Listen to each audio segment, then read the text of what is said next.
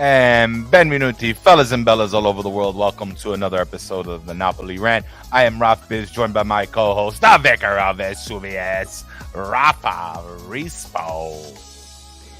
What's up, Raf Bizzarro? Come stai? Ciao, tutto a posto, guys. Hello to you, Raf, and hello to everybody in the chat as well as our audio listeners. Let's get this rant on the road.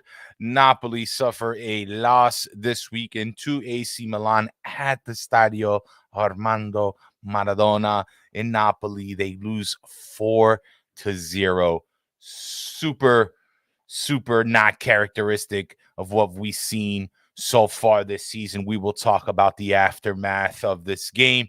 We will also discuss. We do have a beast of the match. As always, we promise win, lose, or draw. We have a beast of the match. We'll talk a little bit about the drama in the stands and the whole drama going on with our president ADL, as well as all the ultras in the CURVA. It's been a little bit weird. There's a weird vibe going on.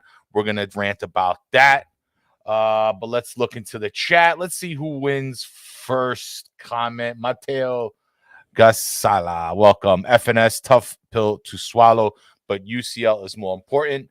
I can't think about it too long or I'll get pissed. Don't worry. Well, welcome to therapy, Matteo. We're going to talk about that. But before we move on, Rafa, I just want to send quick condolences for the family of one of our the uncle of one of our viewers, Francesco. But our condolences for the family of Gino Gagliardi, who passed away today in Italy. Our condolences to you, our thoughts, our prayers.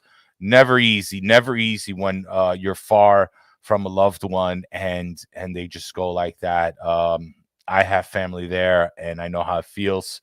So our condolences, Francesco, to you and your uncle's family. I can surely sympathize with Francesco. Back in 2005, the last time I was in Naples, actually, I was able to spend some time with my uncle. It's actually my zia Luisa's husband. So he was uncle by marriage, but Zio Franco, who was actually a big Inter fan. But he was so great for the family. He was just a special person. And about 6 years after that, we learned of his passing, and it was pretty sudden. He was sick, and we knew he was sick, but it was a pretty sudden death. And it's hard because you want to attend the funeral, you want to go see the family, but it's not very easy to get to Italy, or to get overseas quickly enough after a passing, especially one that's pretty sudden. I'm not sure the circumstances of Francesco and his uncle, but I am very sympathetic to the, obviously to anyone who passes away or loses a family member. But yeah, man, our thoughts and prayers are with you, my friend. And hopefully you can cope with that. And we're always here for you, obviously. So yeah, man. We'll see you soon again, buddy. We'll see you soon, buddy. Take care of yourself and always reach out if you ever need anything. Zio 500 in the house. Zio 500 in the house. Many Milan fans gloating over this. He says, acting like Napoli is not who they really are. Let's show them. Guaranteed. Let's show them. I in response to that, there are a lot of Milan fans out there. Now, don't get me wrong. I absolutely have a lot of really cool Milan fan friends. And one of them I didn't post the picture because I was trying to get a different picture, but I met actually from Milan Club Montreal. He came, he's the host of Milan Weekly Pod. A good friend of ours, Vinny, the host of that, and he actually drove down to meet with Milan Club New York to watch the match this weekend at the in New York City, and has a cousin that lives in Albany. So I'm about 25 minutes north of Albany. So he stopped on by. He gave me a nice gift, a nice scarf. I'm not going to display it on the show, not for any particular reason, but it's all the way over there, and I'm not going to go get it. But he gave me a cool Milan Club Montreal scarf, and we just got our scarves in yesterday, Biz. Just so you know. I know. I So, saw the yeah, pictures. I didn't get to. Oh, did you grab yours? Maybe you didn't. No, grab no, it. the I next took meet, it the next with me. meet. But Yeah. anyway, I have, we got our scarves in, so I'm saving one for him. And thank you very much, Vincent, who actually, they go on Monday nights as well. So they're probably on as we speak. So like me, he does the travel and then he gets right on the show, which is pretty cool. So just want to shout Vincent out and from Milan Club Montreal. Even though we took that ass whooping, I called him to congratulate him, and he's a bravissimo guaglione, just want to say hi to him, and I think we're gonna try to do something with them soon, since we have a Champions League coming up. So. Just a second here, guys. Yeah, but we do suffer this loss, Rafa. I mean, there's so much to kind of like dive into right now. With the aftermath here. I mean, I guess let's start from the beginning. I mean, we know that Pioli came into this game. He changes his formation a little bit to try to tackle some things about Napoli. I know that there's a lot of talk saying, about the general performance of the team, maybe certain players, but Rafa, first impression for you, Milan seemed to come out the gate pretty strong with a clear game plan. Did you notice this? Did Napoli look? I mean, I'm sorry. Did Milan look a little bit more prepared, or than maybe Napoli did, or more energetic?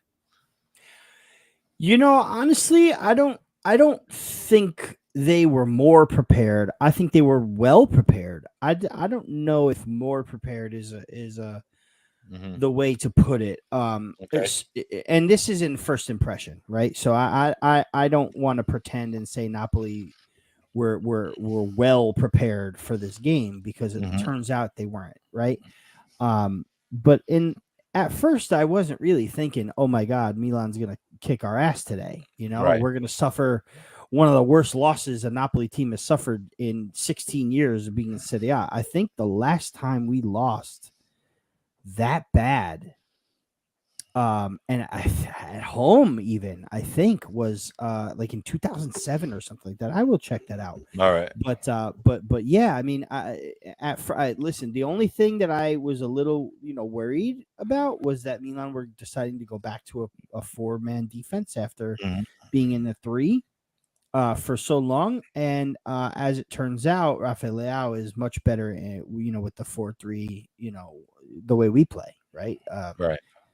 With the 4 and the 3 in the mid. So, well, they did what, the 4-2-3-1 yesterday, I believe, is what Pioli lined them. Yeah, I think he lines up in the 4-2-2-3-1 or 4-2-3-1 yesterday. It's not the 4-3-2-1, because that was the Ancelotti formation. No. But yeah, 4-2-3-1, and listen, it worked. It worked for them. Napoli came out of the gate, and had a couple of chances right away early, but after that, they really neutralized us. I feel like it's once again and we mentioned this before, right? The home team comes out with the crowd. Now, that's another thing we got to talk about later, the crowd, because that was an abomination. But with most of the crowd, amped up for the match and ready to go. And they used that momentum to carry them into the first 10 minutes, and then Milan pounced when they could. And in 15 minutes in, got the first one with Leao, with Brahim Diaz and Leao. The way they linked up for that first goal was amazing, actually. The movements Diaz made on the wing there, and then the touch that Leao did just before he lobbed it over Meret was outstanding.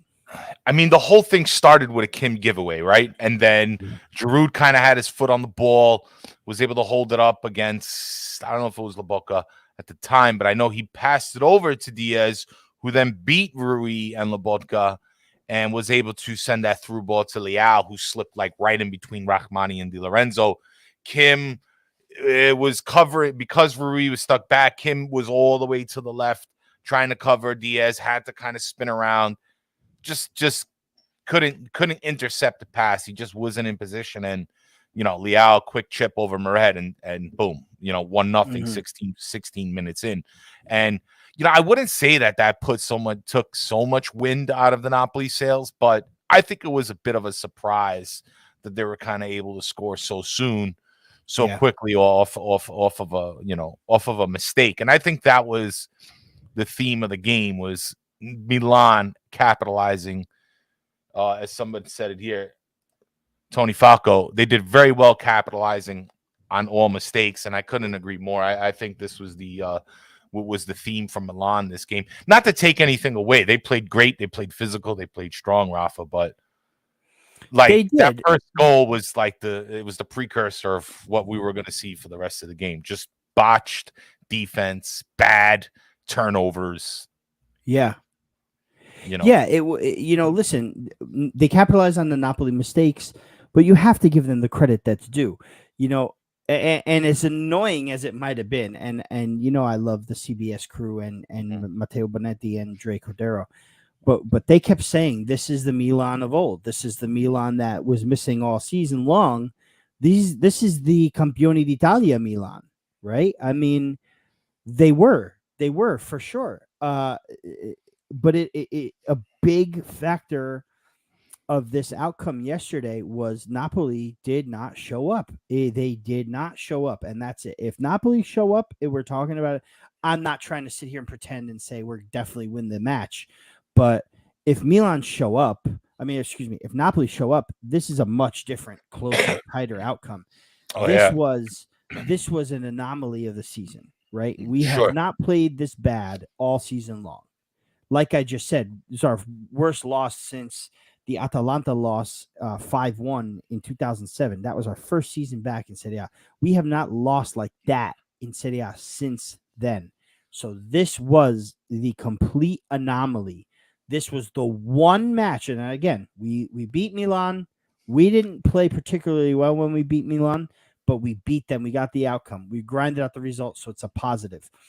We played really, really well against we played okay against Inter. They beat us. And then we played pretty well against Lazio, and a lucky bounce got them the 1-0. This was the game where we got destroyed this season.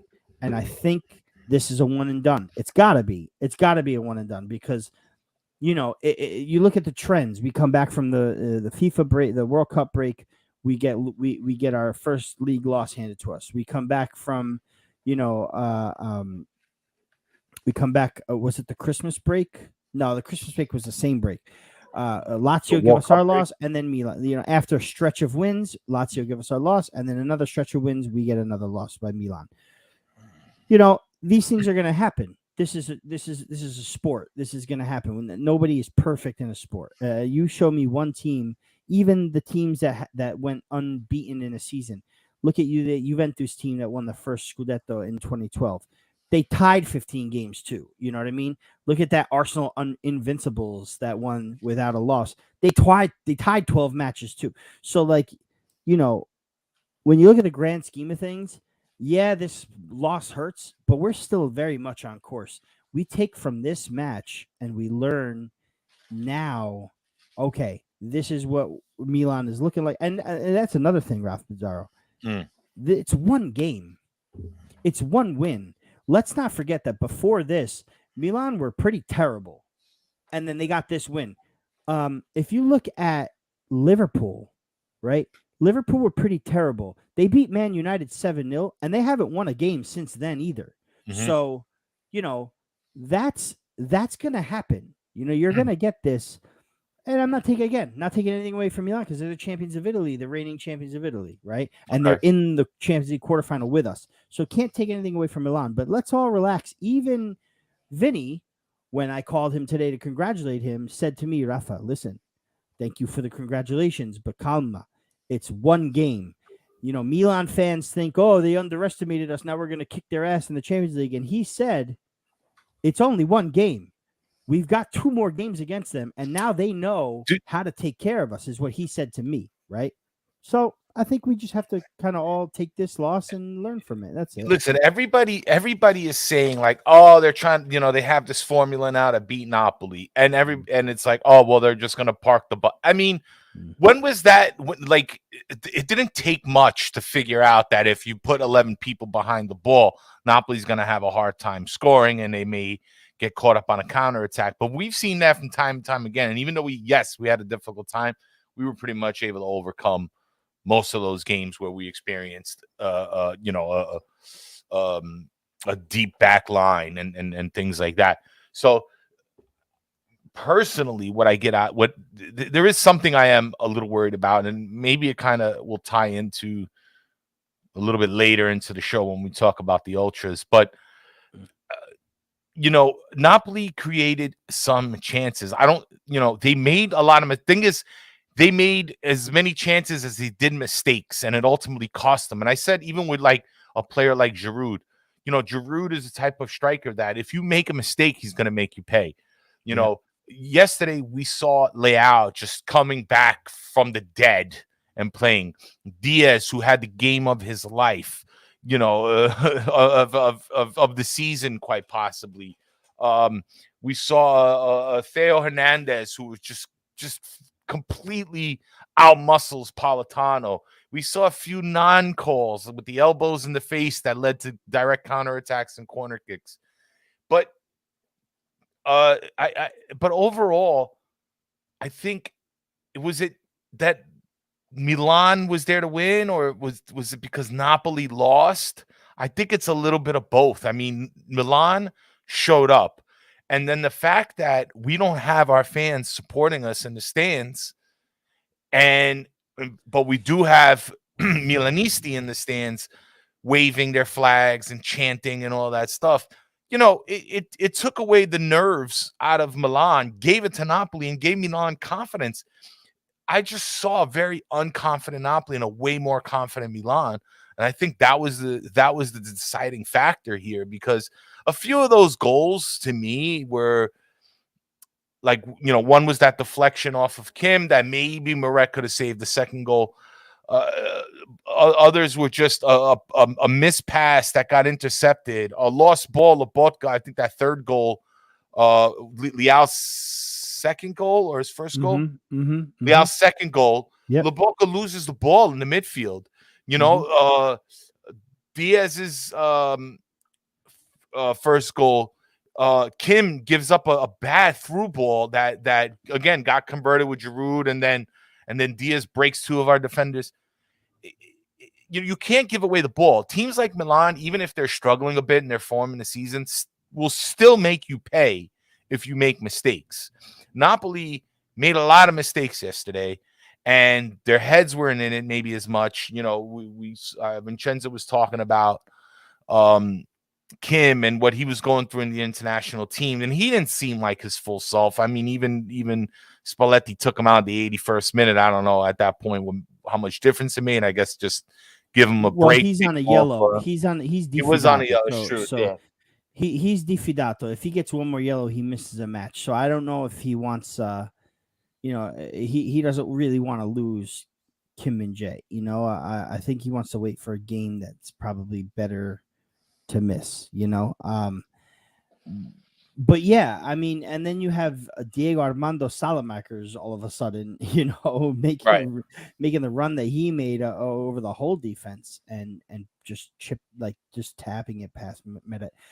Listen, this was the banana peel. This 100% was the ultimate banana peel. And we bit big time. Like we stepped on that shit and fell on our head, you're right. Kim and Jay wasn't in the right frame of mind. We lost Osimhen for a little bit. Just granted, Simeone should have gotten the job done, but they couldn't get the ball. Kvaratskhelia was triple teamed. The midfield did nothing. There was really not a lot of positive to look at in our favor, and I saw someone in here said, I think it was Cal, said 20 shots, there were just none of them were on target. So we created the chances, but I mean, Napoli had 20 shots, they made plenty of chances, none of them were on target. Magnan was the one that scared me the most, ever since he came back, Milan has been on point. Yeah, well, I don't know about on point, but definitely better. They did lose a few games with him in there, but I mean, when a team has some sort of an issue, and again, the crowd, and you mentioned the crowd's not behind us. The crowd is definitely very much behind us. It's the ultras in the curva, and I tweeted it out. I said F curva B. I said curva B va fangulo, and it's what I had to delete those tweets because I looked at it again, and it's not. And listen, I strongly suggest everybody here go and listen to In the Shadow of Vesuvio. This I posted it this morning. If you haven't already, please listen to it. It's a great episode that you will get. One of their top, more in depth. Yeah, exactly. Much more in depth outlook on this, but it's not the whole curva. It's not even all of the ultras. It's a group of them that decided to protest all the stuff that's going on. And I'm all for protest, but if you say you're going to do it quietly, do it quietly. Why are you chanting at the end of the match against ADL when you said you were going to protest quietly? If your intention is to go to the stadium and chant against ADL and put a downer on the team, then tell us that's what you're doing. The problem is the crowd is very highly influenced by the curva and their ultras. Because when the curvas are singing, the whole crowd is singing. When the curvas are not, the crowd doesn't have that power to inspire the rest of, the Maradona to get their team. And Spalletti even said it. When we don't have the power of the fans behind us, this is what happens. And Rafa, but I want to get a little bit more into the ultras. I feel like it's out of place now. The reason why Antonio made up a point here, and you spoke to me about this, I feel that Spalletti waits too long to make these subs. Now, I want to talk about the ultras a little bit more. I want to spill my guts a bit, but I want to get into this first. Let's get into the team for a minute here. You had mentioned, we were speaking earlier, that maybe at the 45th, at the start of the second half, maybe you would have liked to see Lozano come on right away for Politano.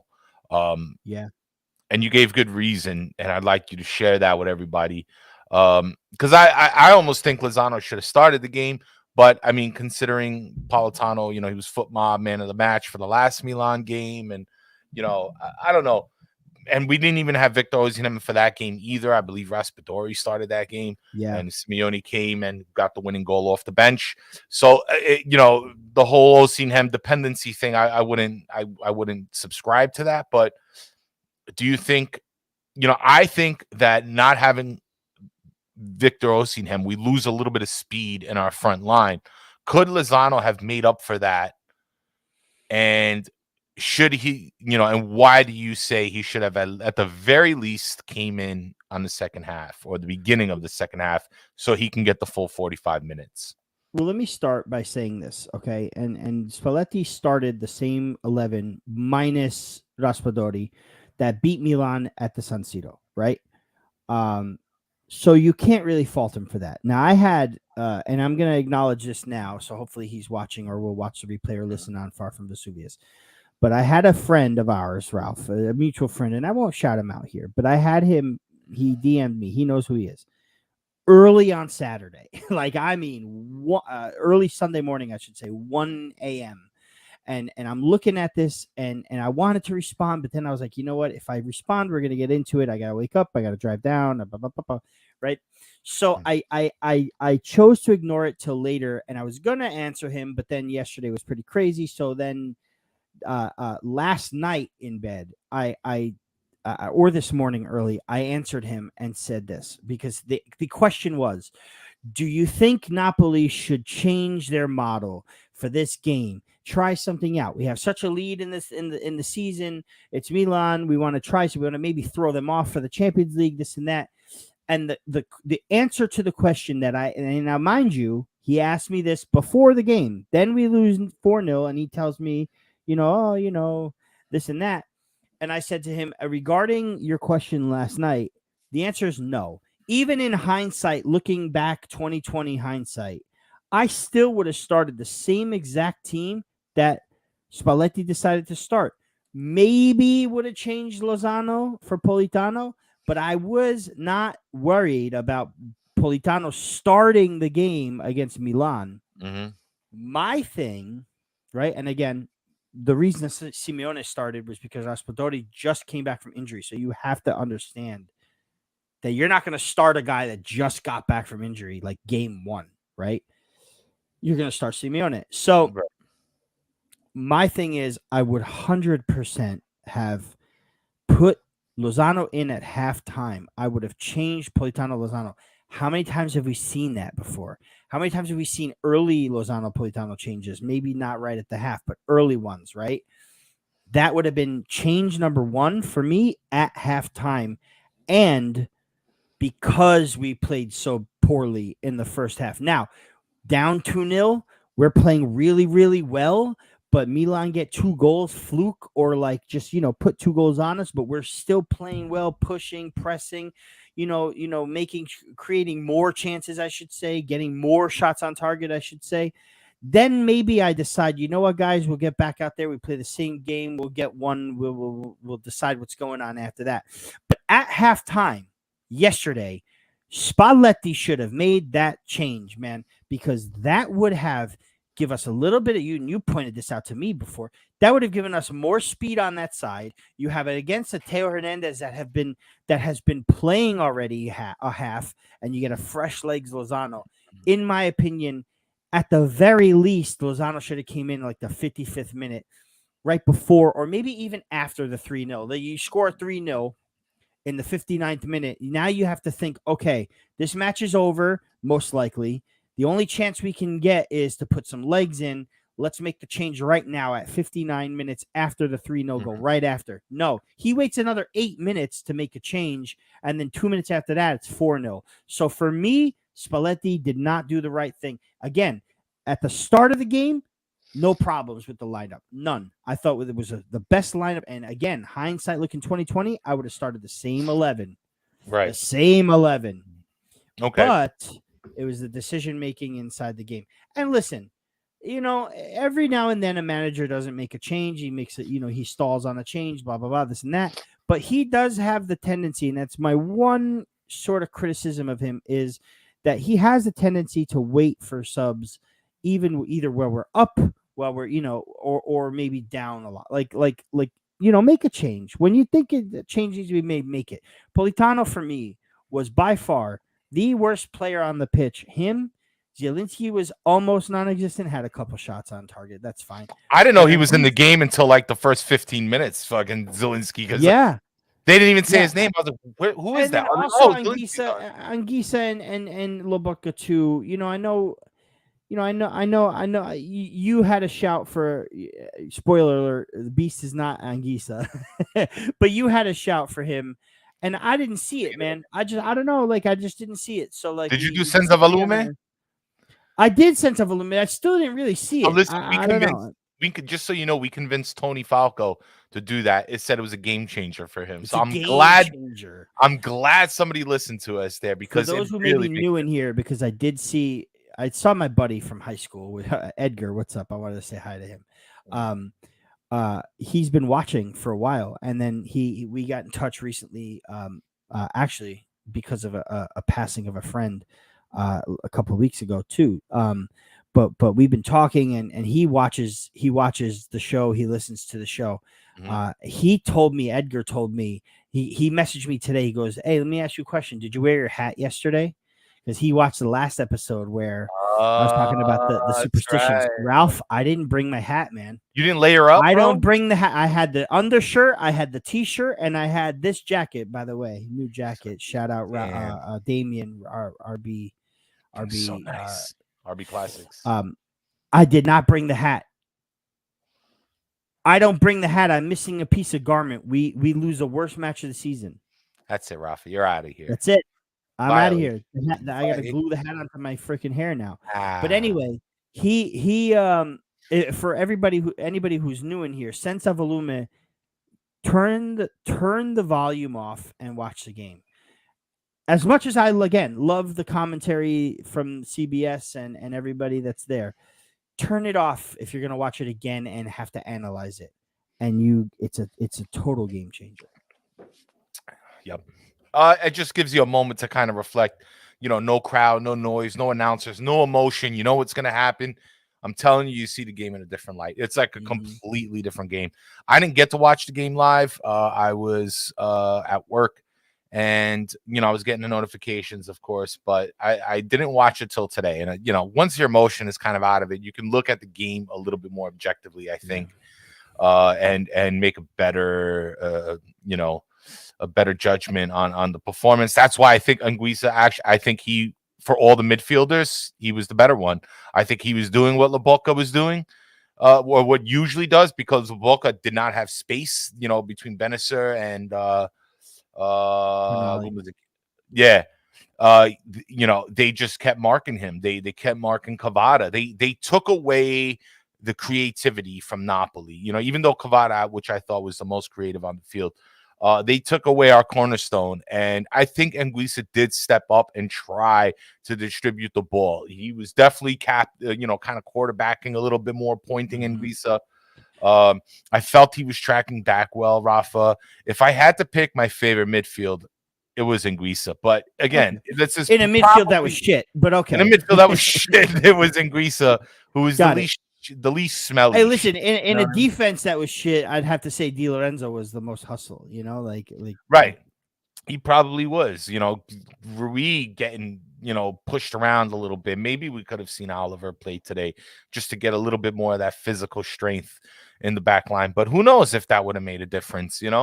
I don't think anything would have made a difference, because I think the game was cursed from the very beginning, to be honest. But people are going to ask, before we get into the ultras, because I do want to rant about that, people are going to ask, what does this mean for the Champions League, right?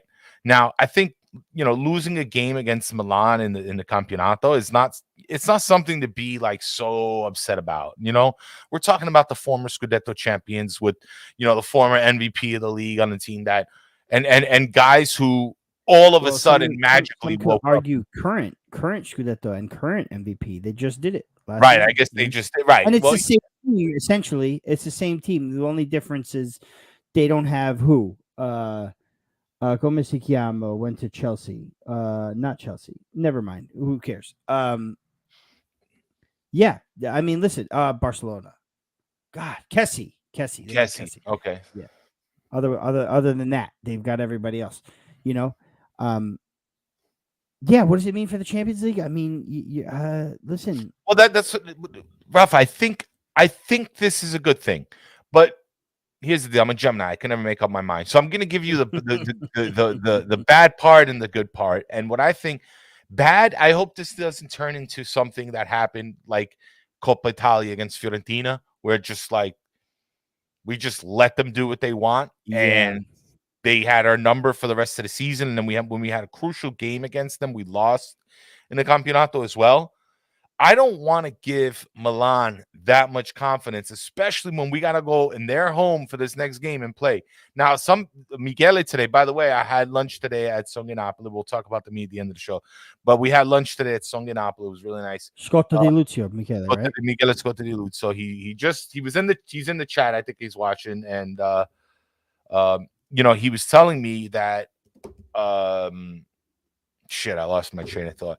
But we you were talking about, you know what? I lost your train of thought too. That train is gone. Goodbye. That's what happens to you age, boys and girls. Milan in the Champions League. Milan in the Champions League. We got to go there. Ultras. Right. Ultras. Like this might give us a good time to sort out our issues here at home between Ultras and the president and the police and all these things. So maybe going to San Siro, we can avoid that issue. But the fact is, but here's the thing though. The Ultras are not won't be allowed in the stadium for the Napoli game either. And that's not because they were banned. And that's another thing Michele from, Borelli from In the Shadow pointed out. They're not going because you have to have a fan card now, that one of those fidelity cards. And most of those guys don't have it. This is Gabriella, by the way, who I met, who is actually cousin of Michele Rinaldi that was on our show to talk about the Ultras game again, the Ultras thing with Frankfurt. This is Mike Rinaldi's cousin, and her and her father Ciao. were at the meet yesterday. We met. I don't believe we met before, but they were there. Awesome people, very cool. Actually, turns out they know Michele Scotto di Lucio from Monte di Procida. They're pizza guys. All of them are pizza guys. It's just crazy. It's fun, small world. But anyway, the Ultras don't have that fan card to get into these matches, so that's why they're not going in. That plus they're raising the price for those who might, you know. So these Ultras, I know what you're saying, Ralph, and I get it, but this issue is not going to be fixed this season, bro. It's not. These guys are going to bitch about everything that they can, even when we win a Scudetto under ADL, who most people said would never happen. They're gonna find something to be pissed about. And granted, they may be right. Again, listening to the show, right, Ralph, kind of changed my perspective on what's going on. I'm very in the middle. I was talking to a few other people in a private chat today, how like they listened to the thing and now they're in the middle too. Michele did a really good job in convincing people to see it on both sides. The format and how they're going about getting what they want is pretty shitty, but they're not necessarily wrong, and neither is ADL if you look at it on a Western Hemisphere type thing. Yes, supply and demand is a very real thing, in a business. So I'm not going to get into the prices because I think that's arbitrary. Like you said, supply and demand. Sorry, free enterprise. It's the way it is, and we have. Listen, I don't agree with high price anything, but when you're in an era where you're spending hundreds of millions of dollars on salaries and transfer fees and yada yada yada, guess what? Somebody has to pay for it, and it's gonna be you. It's gonna be the fan. All right. The more we grow in popularity, the more things might get expensive. Now that doesn't mean again, that doesn't mean I support just hammering families with these astronomical prices. But what are you going to do? I think it was Rich in the Discord. I by the way, I read the Discord, the Game Thread Discord. It was funny.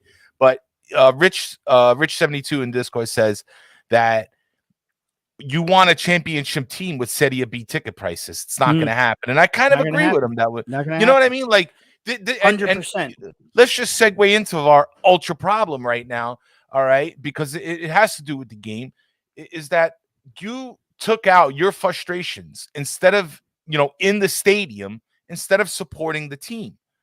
You put your problem ahead of the team.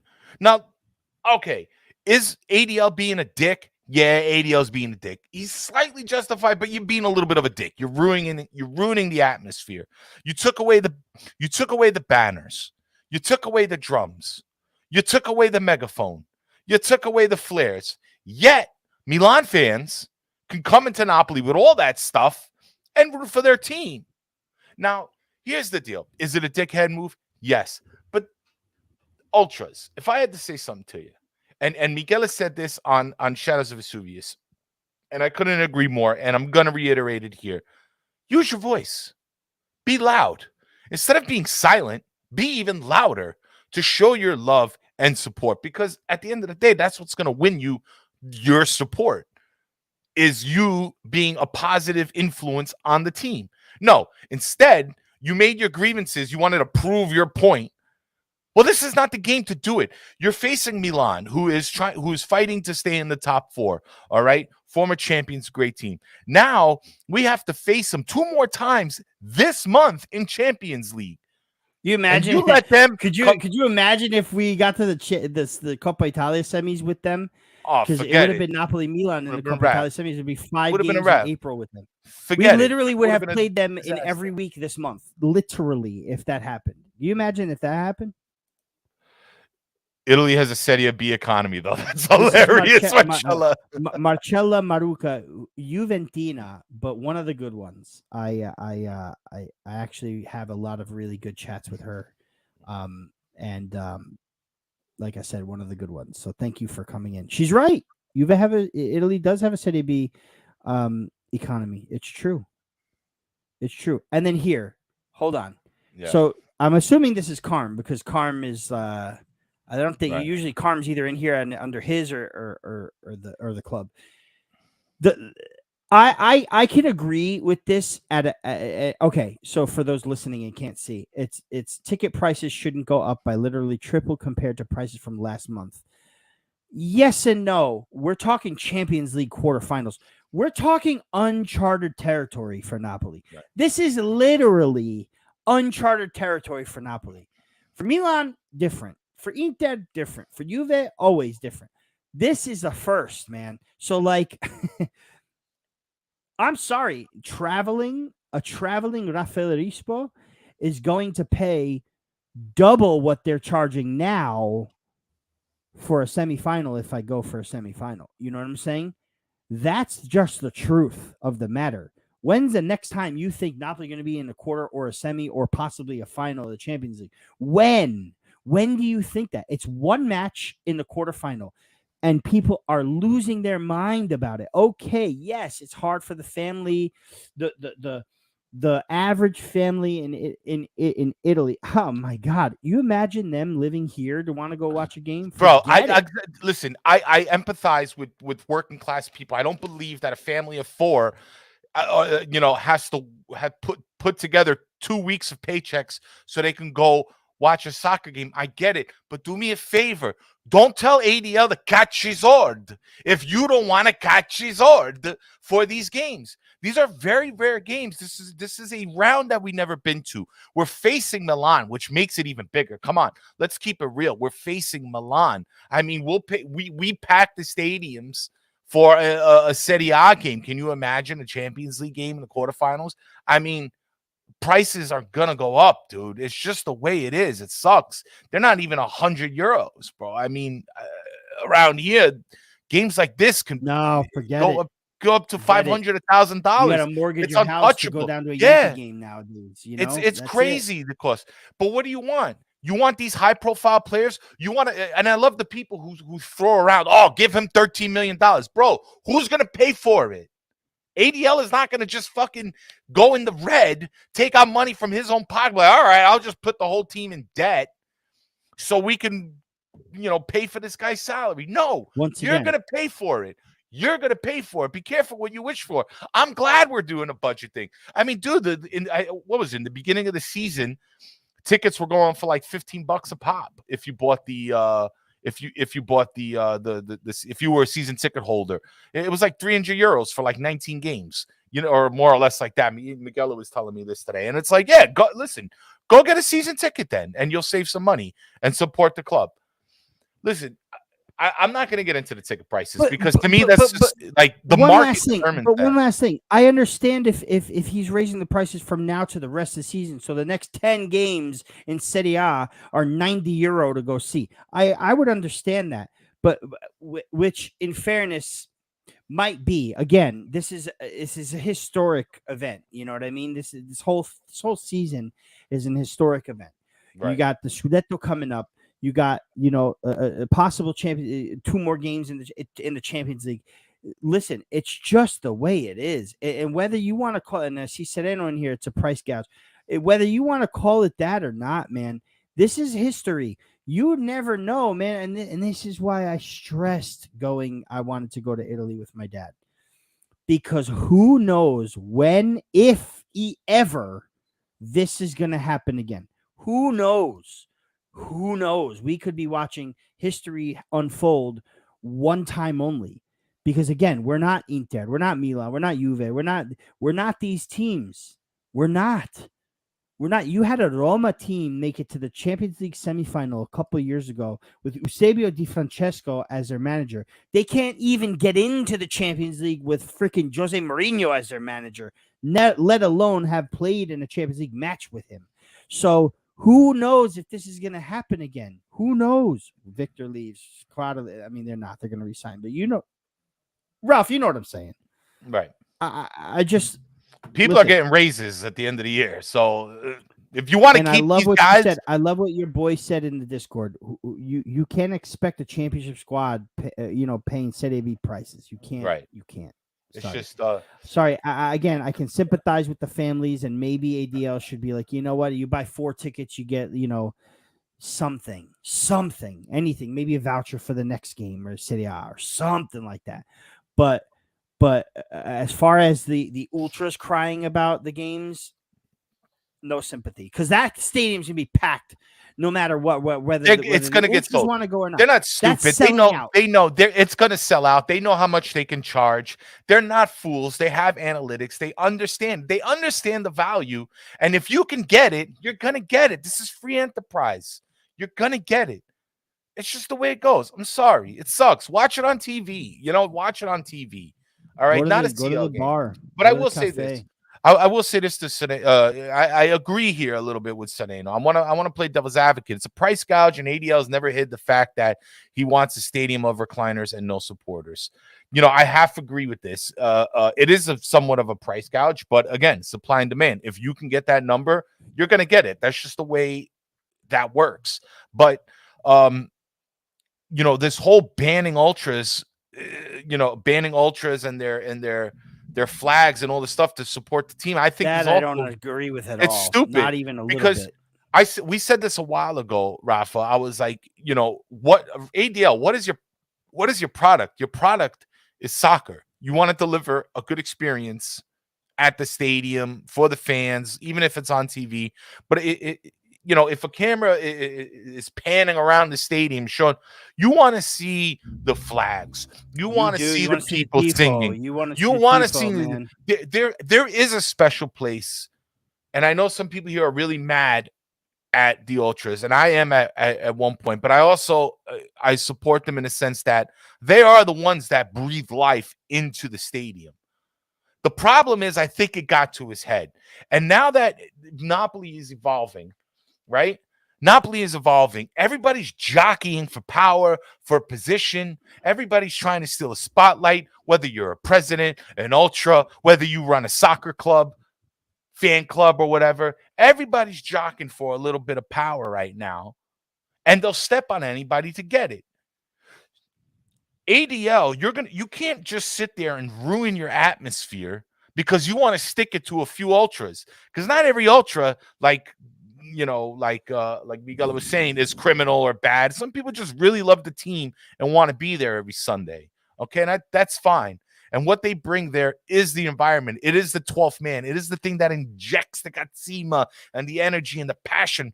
Like the team does feed off of that, because when the crowd is silent, so is the team a little bit, in proverbial sense, Rafa, and yeah, you got to be there has to be a balance that's coming from everybody. There has to be a balance that comes from ADL and these ultras. There has to be a middle line that they can come to make peace and also keep the atmosphere the way it's supposed to be, that can support the team. But the thing is, ADL could be a dick, but he owns the team. That's the shit. It's his choice. The ultras, if you're doing a kind of a bad PR job, right? You have the news slamming you about, fighting Roma on a fucking auto grill. Now you got Curva B guys fighting each other. By the way, I don't think they fought.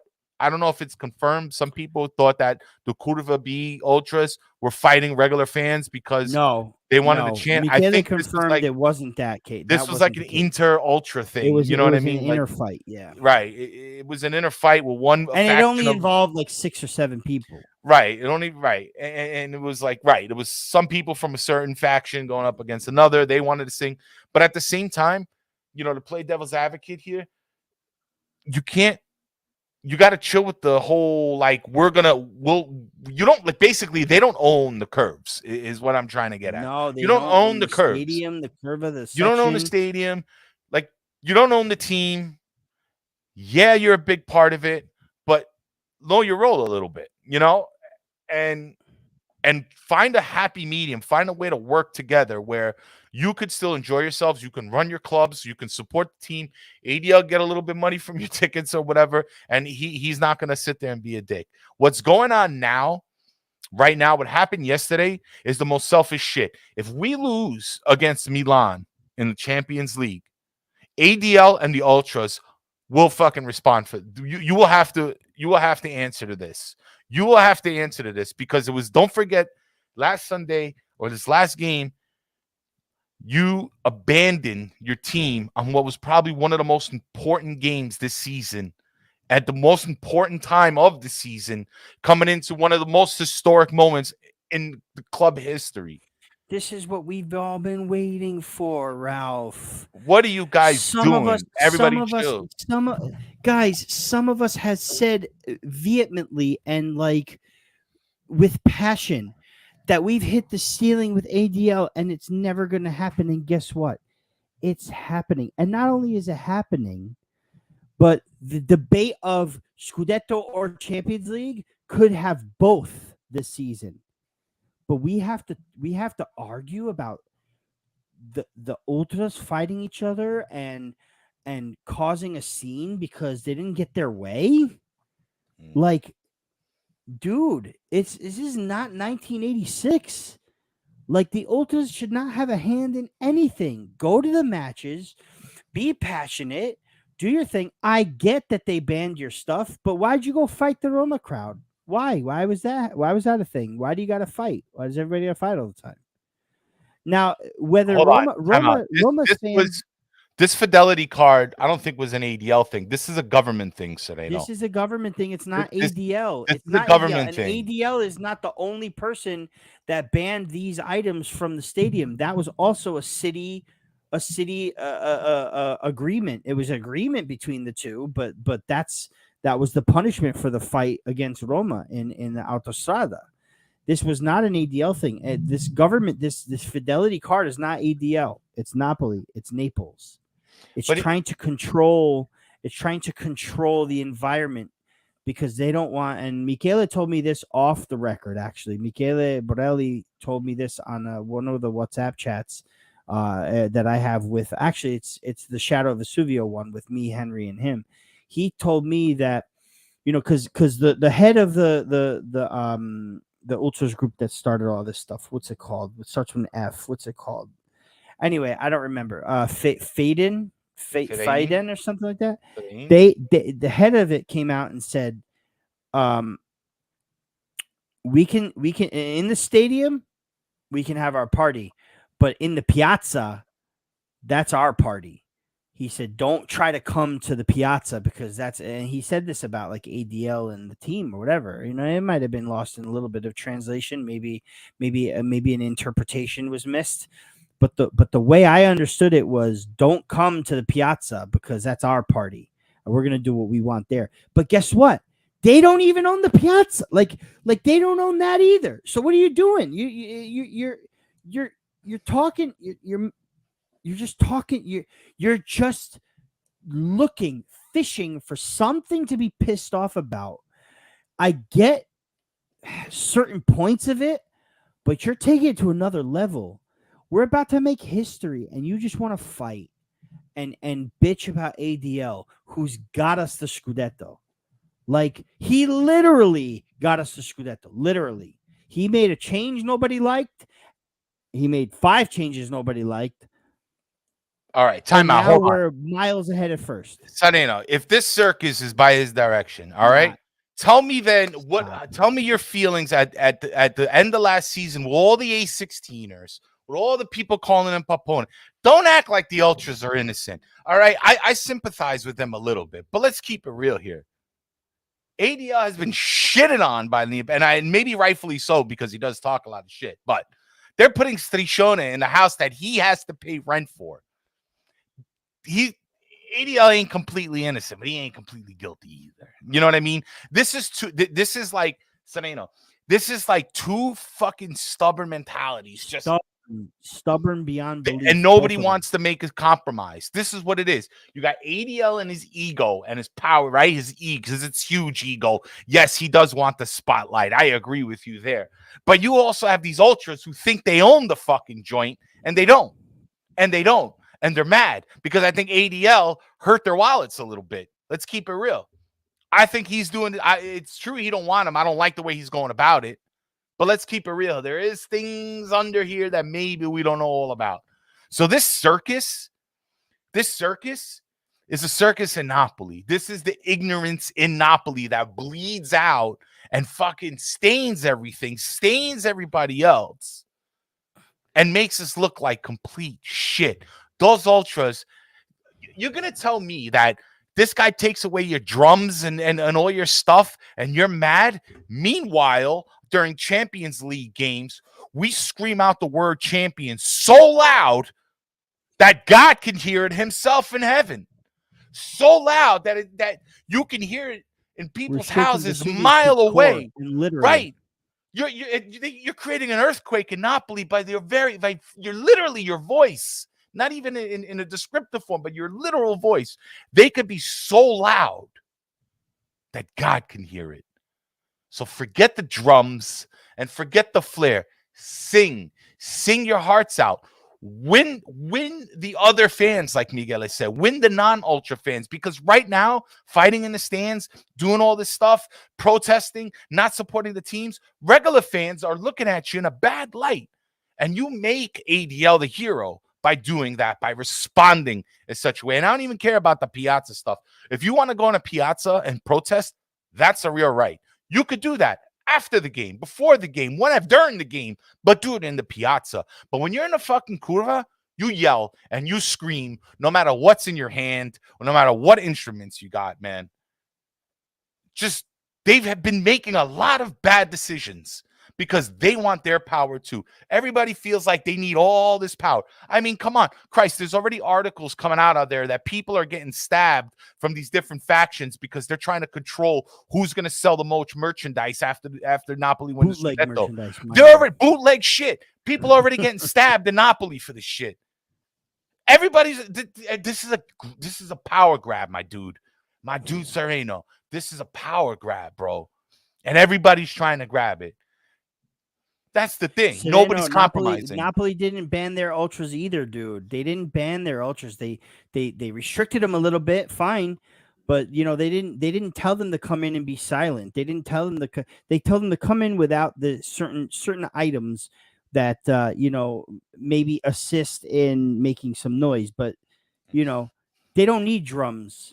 They, like Biz said, they have voices, man, and they chose not to use their voice until it was 4-0, and then they started chanting with Milan ultras all the way on the other end in the away section. They chanted with them against ADL, and that got booed by the rest of the crowd. Not for nothing, Ralph Bizarro. You listen Senza Volume. Go back and put the volume up. I know. Because I'm telling you, man. I heard it. We're standing there. We're all standing there, sitting there at Songa Napoli in Rutherford, New Jersey. I'm standing right next to Cheeto, and it was quiet. You could hear a pin drop in that place, bro. And all of a sudden, all you hear is the ultras yelling on top of their lungs against ADL. And people are like, who's singing that? That's the Milan. Even the commentators are like, the Milan fans are making themselves heard. No, that was the ultras who said they were going to be silent, but decided, you know what? Now's a good time to raise our voice. Now's a good time to throw flares. Now's a good time to bring out the megaphones. So they lied because they snuck in the megaphone, they snuck in the flares, and then they used their voice. They said they were going to stay voiceless for it. Right. They lied. And instead of staying quiet, they went against ADL. And I'm not saying you can't voice your opinion, because I'm all for voicing opinions, protests, all that stuff. I am. But don't lie to your people too. Don't lie. Okay? And that got the rest of the fans giving them the whistles. And rightfully so. I'm sorry. Yes, there are points to the ultras that make a lot of sense that they make, and they have they have what's the word? Their feelings are validated. Their feelings are valid. They're invalid when they lie and when they cause trouble to the team. And what's the players have to do with this? This causes the players to get thrown off too. Like Franz said in here, the 12th man, or someone else said it in here, the 12th man. I think it was Toronto.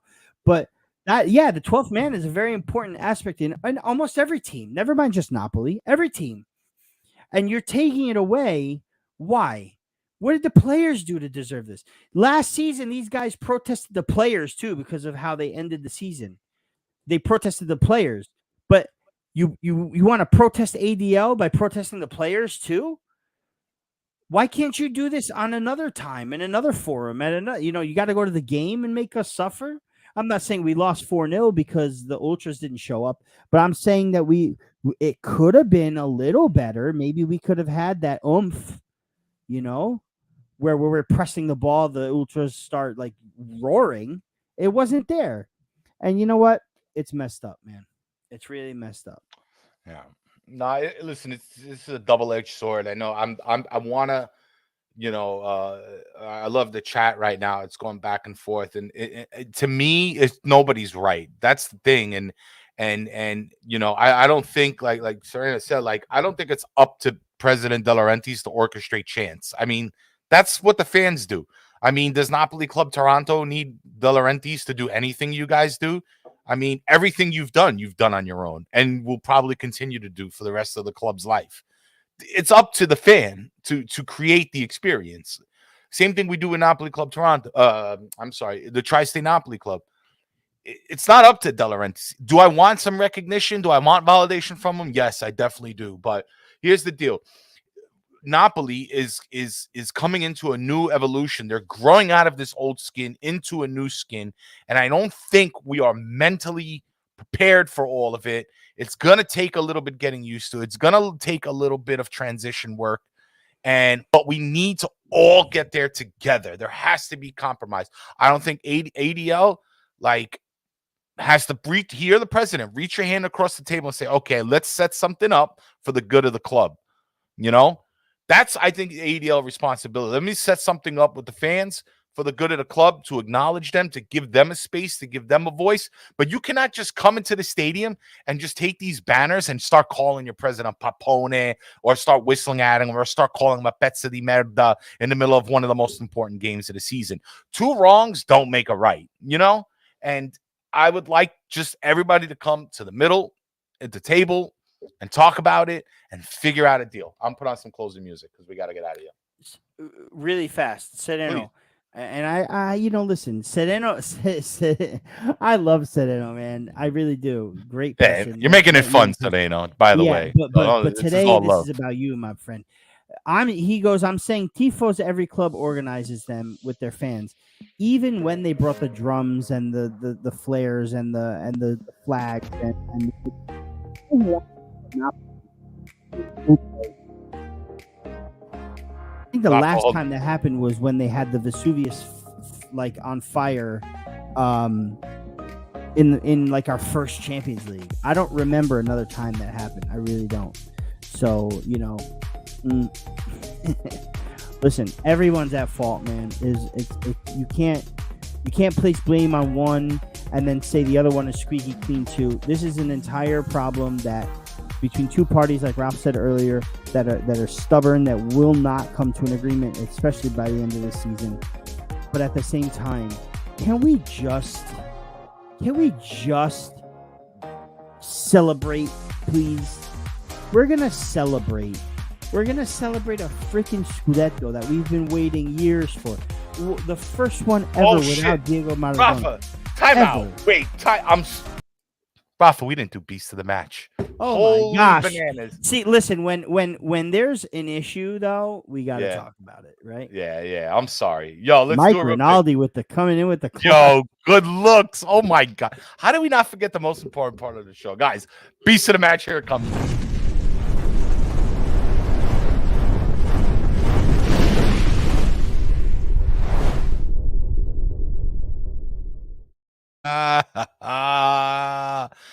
We chose Cavada, everybody. It was, the whole team were, but it was 11 lemons on the field.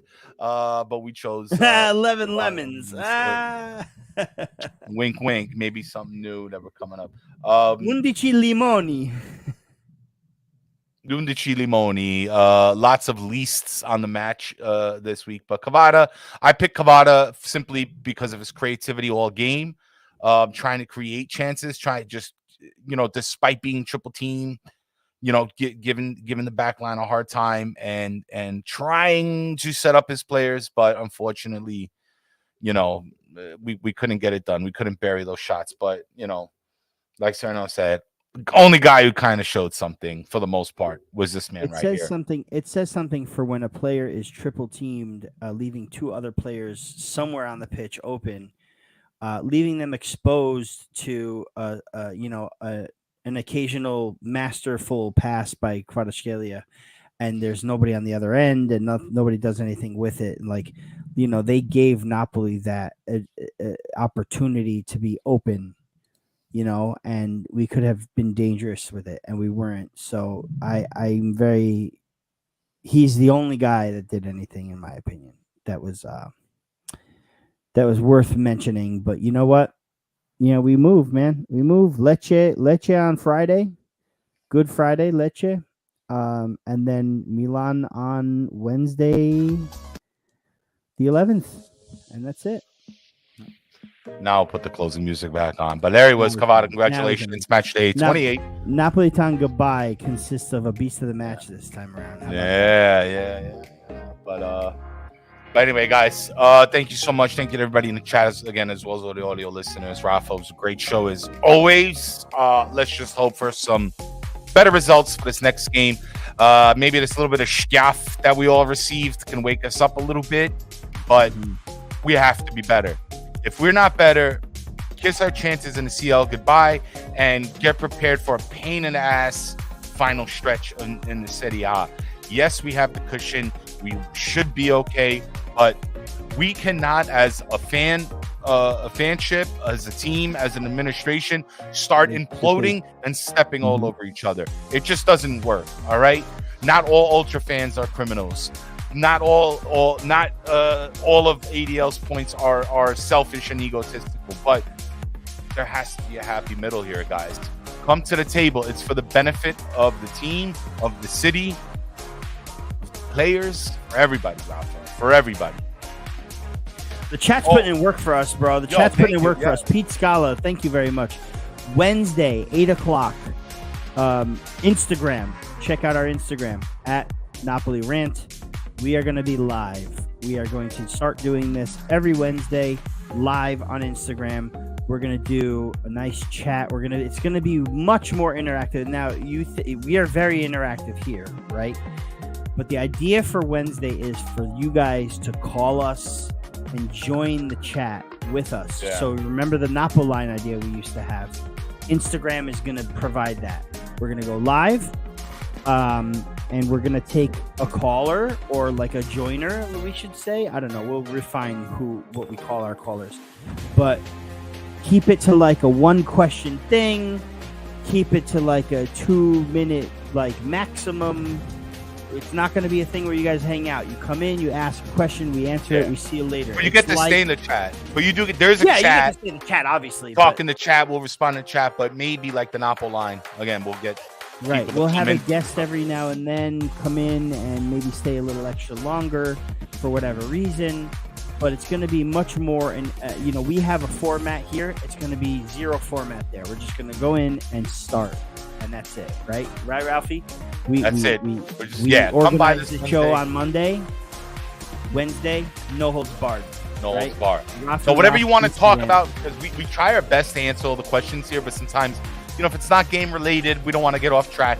This is a good opportunity for everybody to kind of come in and talk about whatever they want. No holds bar. It's a good opportunity to talk to us. Come ask a question. Is Shiveri? Yeah, basically. Marcella is. Marcella, you're coming. Marcella, you coming? You coming Wednesday? You better be there. She's gonna come. You be number one. She's gonna come Wednesday. Wednesday, 8 o'clock.